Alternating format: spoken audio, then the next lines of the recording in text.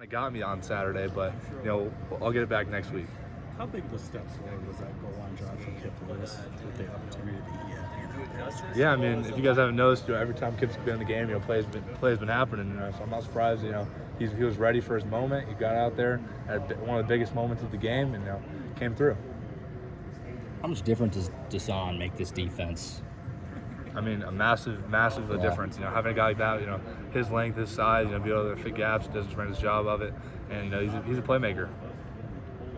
Do you feel any sense of, I don't know, not relief might not be the right word, but you feel like after seeing this defense's performance and the goal line stand, like it's not all on your shoulders to lead this team now, that you have other guys that are stepping up to do that? I mean, I've never felt like there was a sense that it was all on me. At the end of the day, it takes 11 people. You got to do your 1/11th. When I'm out there, I got to trust, everyone's going to do the job. I can't just be out there thinking I got to make every play, because I'm going to overrun stuff. I'm going to be out of position. I'm going to let plays myself. So every single person has to go in there and do their job and trust each other.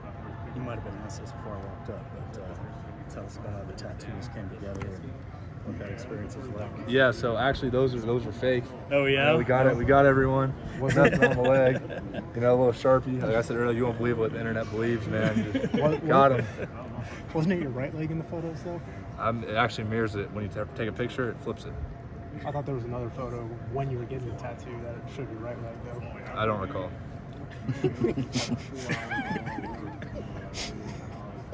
Let's say it was permanent. Is that a problem? Because you're sitting down and then you see horns up. Is that part of why you didn't go permanent on it? No, I mean you look down, you see the horns up, and you instantly want to work out.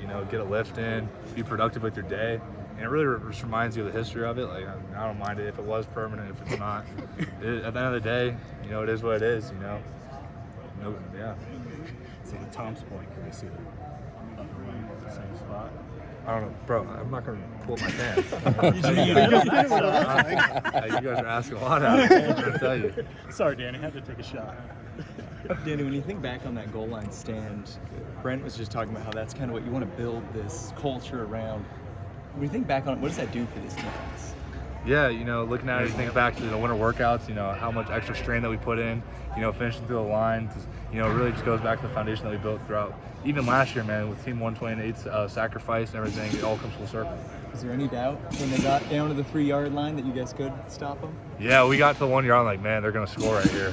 No, the entire time we had faith in our guys. We knew, look, we bend but we don't break. Plays happen, here we go. It's time to buckle our helmets up and bring it. Danny, how do you explain, so many transfers on this defense, especially guys up front, but how did it play out to you to where this team came together like it did defensively? Yeah, a lot of guys had a complete buy-in. Coming in as a transfer can be hard at times, but, they kept the faith, they trusted the process, and it really came around, man. A lot of the older guys, credit to them, really showing the standard for the new guys coming in, and took a complete buy-in into the program. We saw, DJ Terry out there making plays. You saw, Jacob Lacey, really have an impact. Did going in, did you feel like we have a better chance up front than people are giving us a chance for? Absolutely. I knew as soon as those guys got in here, when the defense would treat with those guys, really found out what they're made of, personality-wise, deep down, that heart. So when we're out on our field, I have no doubt within my mind those guys make plays. Hey, does this validate all the hard work you guys have put in and the message from the coaches? Maybe a little bit, but I think there's still so much more to achieve. We're not going to hang our hat on just winning one game. At the end of the day, we just go 1-0 every single week. That week's over now. We can't just live on in the past. We have to focus on the future. What's going on with Ethan? Why has he been able to take it to another level? He's really just trusted the process. Actually, Ethan actually spoke to the team, and he talked about pride. He thought, early in the year, he was kind of upset of his performance and kind of saying, why isn't he doing more? And I think now he can kind of put that aside and focus on the team first. And he's done a tremendous job. And obviously when you do that, put all that aside, you start making plays. And he's done a tremendous job, being a great leader and a tremendous player outside of the field. Was that you that pulled him off? I know he was standing over yours after that sack and might have had some words for him. I don't know if that was you that pulled him off. Do you know what he said to him?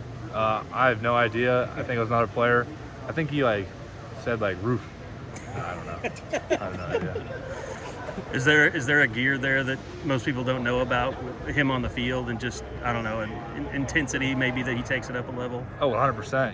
When you're out there being battle tested, he played like a man possessed, man. I think that's the only way you can describe it. Danny, what do you think is the biggest difference for you guys as a group from looking at where you guys were at the bye week last year to now the situation that you're in? I think last year at the bye week we were 3-3. You know, now we are 6-0. So I think those 3 wins are a huge difference, for sure.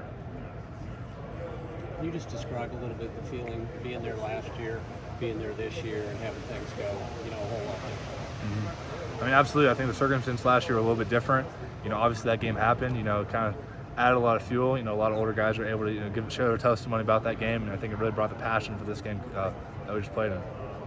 You mentioned film, just not being fun today. How much was burnt on you, and how much does that help going in a week like this to keep you guys hungry? Absolutely. I think the typical coach is really easy to look at the good in a game like that. But what makes Coach Venables different is always trying to improve his guys. You can't get complacent. So to have a coach like that, who's always wanting to get the players better, is something that you need in a program. What is it like having two sides of the ball that are playing like they are right now? I don't know that you can say you've ever experienced that in your OU career so far. I mean, it's good. Having teams that have complementary football is something that we've talked about in the past. Seeing it come to fruition is huge, man. And I'm just really proud of the offense, everything they're doing. We always got their back. They always have ours. How much does that just lift the team with that drive at the end? I mean, not just for the offense, but for you guys on defense. Yeah, I think everyone on defense had full faith in the offense. Sooner Magic is a real thing. That's because of players, man. We've seen that offense do that same situation 2 minutes 1,000 times, man. So we had full faith that they're going to go out and execute.